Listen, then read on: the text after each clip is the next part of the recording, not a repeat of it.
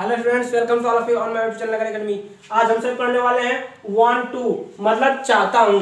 देखिए, इसके यूज में बहुत ही बच्चों को प्रॉब्लम होती है कि वांट टू और वांट दोनों का यूज कहाँ होता है। जैसे केवल अगर सिंगल मैं कह दूं कि वांट का यूज और वांट टू का यूज, तो आज हम इसमें अंतर नहीं पढ़ने वाले हैं। केवल हम वांट टू के बारे में पढ़ेंगे। इसके बाद कल यानी अगले दिन में अगली क्लास में हम वांट का यूज पढ़ेंगे। आज केवल हम वांट टू के बारे में पढ़ेंगे, इसलिए कि समय नहीं है ना। चलिए देखिए, स्पीकिंग करने में और लिखने में, हिंदी टू इंग्लिश बनाने में, ये सब में इसका योगदान होता है। बहुत ही आवश्यक होता है कि इसका यूज कहाँ होता है। और ज्यादातर बोले जाने वाले शब्दों में से यह एक शब्द है, वर्ड है ना। तो ये रूल ले लेते हैं। सबसे पहले आप ये जान लीजिए कि जब भी आप वांट के साथ टू लिखें तो ये याद रखें कि इसके साथ वर्ब होनी चाहिए। ठीक है, वर्ब यानी कि मेन वर्ब होनी चाहिए। तो इसे तो हम अभी रूल में समझ ही लेंगे, लेकिन उसके पहले भी एक वर्ड ये भी जान लीजिए कि इसके साथ जब सब्जेक्ट देखिए, ये जो सब्जेक्ट हो गया ना, सब्जेक्ट, तो सब्जेक्ट कितने टाइप्स होते हैं? 2 टाइप्स, सिंगुलर और प्लूरल। तो यहां पर जब भी आपका सिंगुलर सब्जेक्ट कौन सा? सिंगुलर है ना, और दूसरा प्लूरल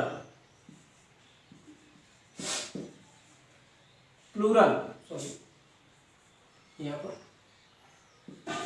प्लूरल। ठीक है, अब देखिए सिंगुलर में आ जाते हैं ही, सी, इट, और सिंगुलर नाउन आ जाता है ना, सिंगुलर नाउन। ठीक है, यहाँ पर नाउन लिख लेते हैं, सिंगुलर लिखा हुआ है। ठीक है, नाउन। और इसमें प्लूरल में आ जाता है आई, वी, यू, दे। ठीक है, और प्लूरल नाउन है ना, प्लूरल नाउन। तो इनके साथ इससे कोई विशेष बात नहीं, ये बता दिया गया ना। तो यहाँ पर जैसा कि यहाँ पर हम बताए हैं कि सिंगुलर ही, सी, इट या सिंगुलर नाउन, प्लूरल में आई, वी, यू, दे या प्लूरल नाउन, ये जो शब्द है इनके साथ वांट में, यानी जब प्लूरल हो तो वांट, जब आप वांट लिखें WANT वांट, तो इसमें यस ना जोड़े। पहली बात याद रखें, नोट लिख ले कि इसके साथ यस नहीं जोड़ता है ना। और जब सिंगुलर नाउन हो तो इसमें यस जुड़ता है। तो अब हम स्ट्रक्चर इस प्रकार से बना लेते हैं कि सब्जेक्ट हो गया प्लस वांट। ठीक है, यहाँ पे वांट हो गया। अब इसके साथ टू भी है, टू को भी लिख लीजिए। फिर इसके बाद मेन वर्ब आ जाएगी, मेन वर्ब है ना। मेन वर्ब की कौन सी फॉर्म? First form. ठीक है, प्लस ऑब्जेक्ट। ठीक है, ऑब्जेक्ट प्लस फुल स्टॉप या किसी वगैरह लिख लीजिए। ठीक है, अब देखिए इसे हम इरेज कर लेते हैं। अब इसमें कहता है, एग्जाम्पल ले लेते हैं कि क्या इसका कैसे यूज है ना। एग्जाम्पल जैसे कह दे, मैं खेलना चाहता हूं, मैं खेलना चाहता हूं। ठीक है, मैं खेलना चाहता हूं। तो आप इसे ट्रांसलेट कीजिए इनटू इंग्लिश या इसे स्पीक कीजिए आप। तो सब्जेक्ट आई प्लूरल है, पहले बता दिया गया है। तो वांट में से यस निकाल दीजिएगा, केवल वांट। क्या लिखे? केवल वांट। ठीक, फिर टू आ गया। अब आ गया आपकी मेन वर्ब। ठीक है, मेन वर्ब क्या है? खेलना, play. I want to play, क्या प्ले करना चाहिए? फुटबॉल। अगर मैं यही लिख देता कि मैं फुटबॉल खेलना चाहता हूं, तो यहाँ पे फुटबॉल लग जाता ऑब्जेक्ट के रूप में। क्लियर? अब इसी चीज को मैं आपको एक नए तरीके से बता रहा हूं। अगर यही वाक्य इस प्रकार होता, जैसे कि मैं एक पुस्तक चाहता हूं, तो बताइए यहां पर वांट टू का यूज होगा या वांट का? ओनली वांट का या वांट टू का? बताइए। तो यहां पर हम बता रहे हैं केवल किसका?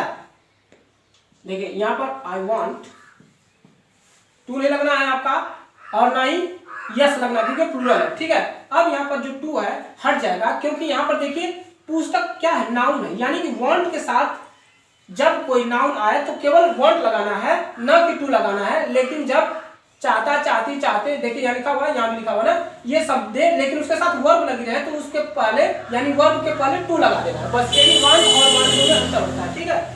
तो ये अंतर होता है वांट और वांट टू में कि जब वर्ब आए तो वांट के बाद सॉरी मेन वर्ब के पहले टू लगा दे।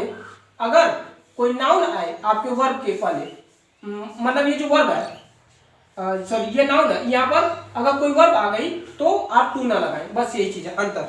हालांकि मैं अंतर ना बताने वाला था, फिर भी बता दिया। अब देखिए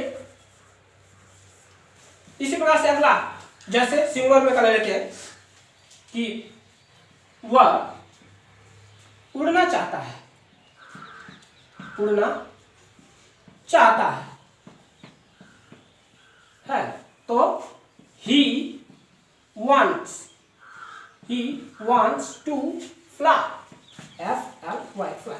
मैं कहूँ कहाँ उड़ना चाहता है, किधर, तो कह सकते हैं कि वह आसमान में उड़ना चाहता है, तो कह दे वह आसमान, आसमान, जल्दी से बताइए इसका इंग्लिश क्या होगा, आसमान में उड़ना चाहता है। आप क्लास के अंत तक बने रहिए, देखिए आपको बहुत मजा आएगा और ज्यादा लंबी क्लास नहीं है। अब तो इसका क्या हो जाएगा, he wants to fly, कहाँ, in the sky, SKY, देखिए ऑब्जेक्ट हो गया, ठीक है। इसी तरह से अब मैं कहूँ हम उपन्यास लिखना चाहते हैं, उपन्यास लिखना चाहते हैं, है ना, चाहते हैं। आप एक चीज को जान ही रहे हो कि यहाँ पर कि वांट जो यूज हो रहा है वो किस फॉर्म में और किस टेंस में, तो आप ये देख ही रहे होंगे कि देखिए ता है, ती है, ते, यानी प्रेजेंट में वांट का यूज है, ठीक है, ये भी याद रखिएगा, ठीक। तो हो जाएगा वी वांट टू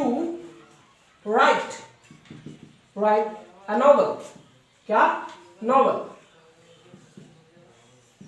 तो स्टूडेंट्स मैं अब यहीं पर अपनी क्लास को स्टॉप करूंगा। इससे पहले कि आपको एक होमवर्क दे दूं, आपको मुझे आशा है कि जरूर यह समझ में आया होगा।